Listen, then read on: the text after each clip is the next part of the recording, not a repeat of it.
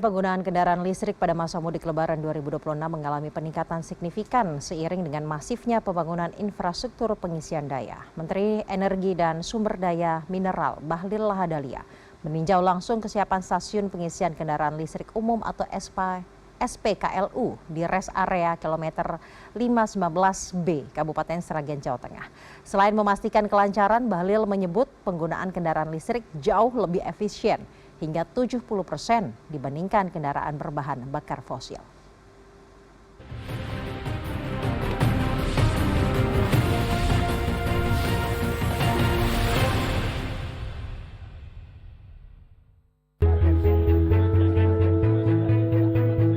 Menteri SDM Bahlil Lahadalia melakukan peninjauan langsung ke stasiun pengisian kendaraan listrik umum SPKLU di res area 519B Sragen, Jawa Tengah pada Kamis. Dalam tinjauannya di tengah arus balik mudik ini, Bahlil menilai pembangunan infrastruktur listrik saat ini sudah jauh lebih memadai dan masif dibandingkan tahun sebelumnya. Menurut Bahlil, pertumbuhan ekosistem mobil listrik tidak akan terwujud jika tidak didukung oleh infrastruktur yang kuat. Berdasarkan laporan PLN, tingkat pemakaian SPKLU pada musim mudik kali ini melonjak hingga 4 kali lipat dibandingkan pada periode Natal dan Tahun Baru kemarin serta hari biasa. Selain itu, waktu pengisian daya yang semakin cepat menjadi daya tarik tersendiri bagi pengguna kendaraan listrik. Dalam kunjungannya, Bahlil mengungkapkan pengisian daya kini hanya membutuhkan waktu sekitar 30 menit. Tak hanya cepat, biaya pengisian listrik juga diklaim lebih hemat hingga 70% dibandingkan bahan bakar minyak. Tetapi tidak akan mungkin mobil listrik itu banyak kalau infrastruktur SPKLU-nya nggak kita bangun. Dan sekarang udah mulai membaik. Dan ini tingkat pemakaiannya 4 kali lipat dibandingkan dengan hari biasa. Ini menurut laporan dari teman-teman dari PLN. Saya pikir oke lah, tadi 30 menit kok. Dan biayanya 70% lebih murah dibandingkan dengan bensin. Jadi bensin itu kan disubsidi kalau RON 90. Kalau listrik kan nggak pakai subsidi. Subsidi nggak? Nggak kan? Karena industri kan? Betul.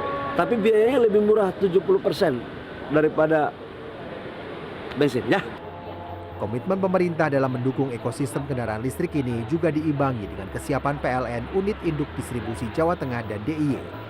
Saat ini telah tersedia 98 unit EV charger di 56 titik lokasi SPKLU di wilayah Jawa Tengah dan DIY.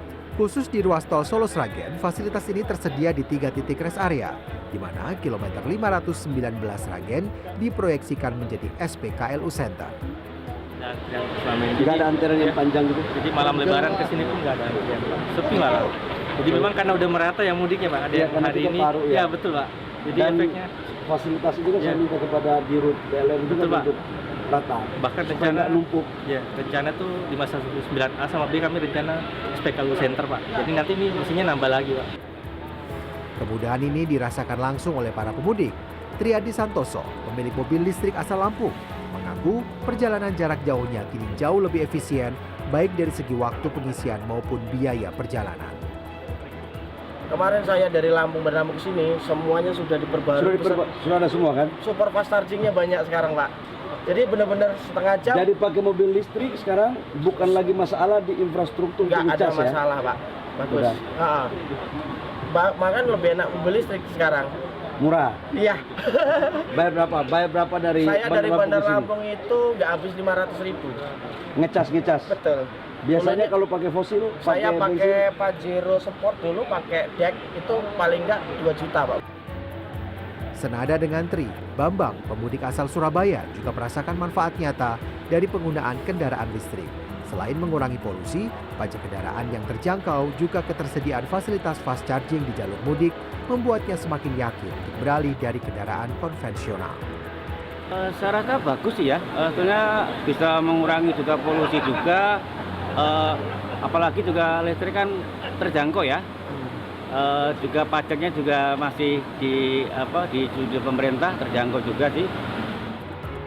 Dengan jumlah sepeda motor mencapai 140 juta unit, pemerintah terus mendorong transisi energi untuk mengurangi ketergantungan pada bahan bakar fosil.